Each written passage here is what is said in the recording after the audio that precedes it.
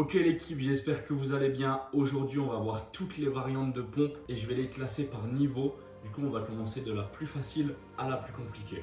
Donc, pour le niveau 1, le niveau facile, on va faire ça en 3 catégories, facile, intermédiaire et difficile. Donc, niveau facile, la première pompe pour moi, c'est la pompe sur les genoux. La pompe sur les genoux, c'est la première pompe à maîtriser quand on veut développer sa capacité à faire des pompes.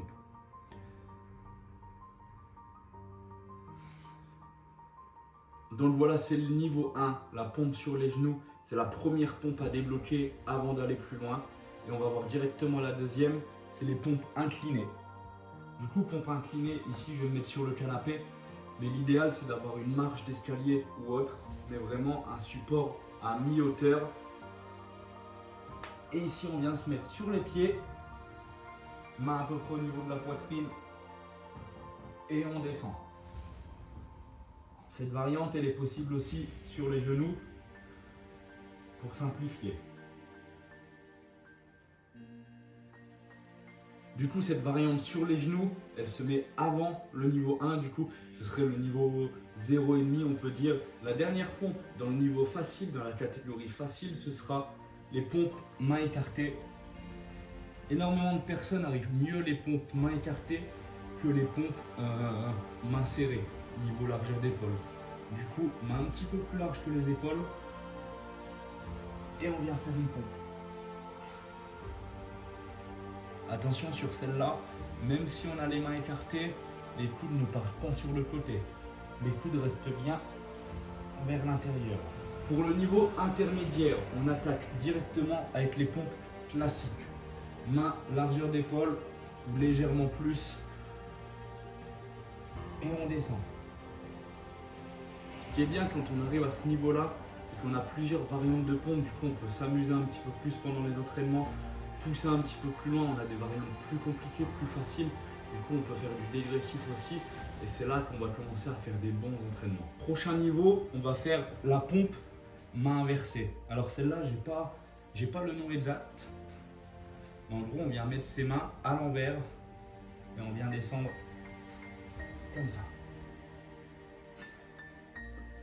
Prochaine pompe, la pompe diamant.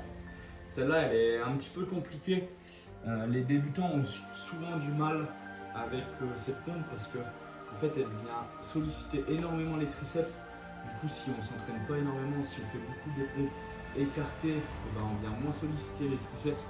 Donc, cette pompe, elle est très bien pour venir travailler les triceps. Donc, on vient coller les mains en forme de diamant et on descend. La prochaine pompe, pompe pied surélevé. Donc là, on va venir plus travailler le haut des pecs. Et là, en fait, ça va être un petit peu plus compliqué. Comme on va avoir plus de poids, comme le pied va être surélevé, on va avoir plus de poids sur les mains. Donc celle-là, elle est un petit peu plus compliquée.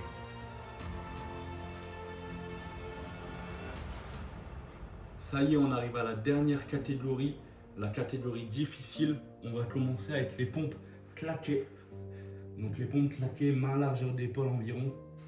En fait, on vient faire une pompe explosive et on vient claquer des mains avant de redescendre.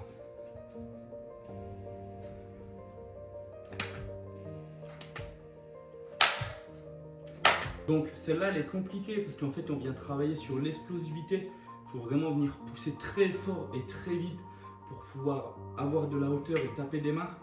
Donc ça, c'est plus l'explosivité. Là, on va voir la pompe archée. Du coup, la pompe archée, je vais vous faire voir directement, mais c'est sur un bras. Et là, par contre, c'est plus de la force.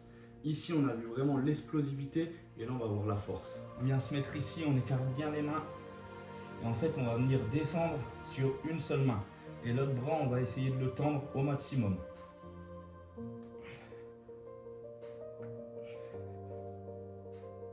Ce qui est compliqué avec cette pompe déjà, c'est le positionnement des mains. Descendre sur une main à l'opposé, c'est pas facile. Faut pas glisser tout ça. Et puis même les appuis sur les poignets, ça peut faire quelques douleurs chez certaines personnes. Mais aussi ce qui est compliqué, c'est le gainage, bien être gainé. Faut pas que le corps il soit tout flagada, sinon ça va ressembler à rien du tout. Et le point super important aussi, c'est la force. Parce que du coup, si on fait la pompe archée côté droit, on va avoir le bras gauche tendu. Et c'est surtout le côté droit qui va pousser. Donc il y a un petit peu de force aussi avec celle-là. mais c'est vraiment principalement le côté droit qui va travailler. Et la dernière pompe, bien sûr, la pompe à une main. Donc la pompe à une main, il existe plusieurs variantes. Il y a deux variantes, pied écarté ou pied collé. J'ai pas la pied collé malheureusement. Je vais vous faire voir la variante pied écarté. Donc on place une main, on écarte bien les pieds, la deuxième main dans le dos et on descend.